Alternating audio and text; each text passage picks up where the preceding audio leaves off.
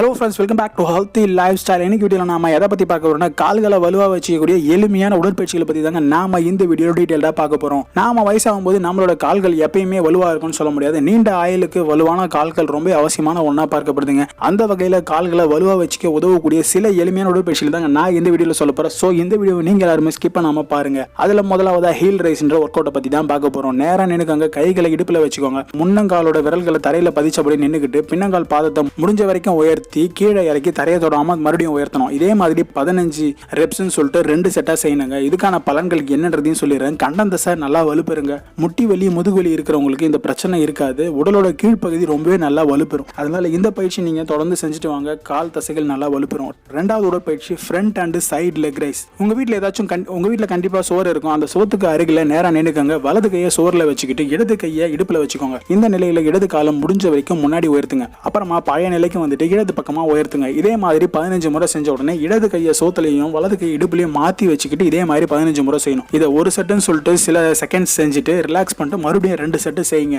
இதே மாதிரி தொடர்ந்து செஞ்சுட்டு வாங்க. கால்கள் நல்லா வலுப்பெறும். மூணாவது உடற்பயிற்சி ஃப்ரண்ட் அண்ட் சைடு நீ ஆப்ஸ். அதே மாதிரி சோத்துக்கு அருகில நேரா நின்னுக்கங்க. வலது கால் முட்டியை மடக்கி இடுப்பளவு மேல உயர்த்தினதுக்கு அப்புறமா தரையை தொடாம காலை இறக்கிடுங்க.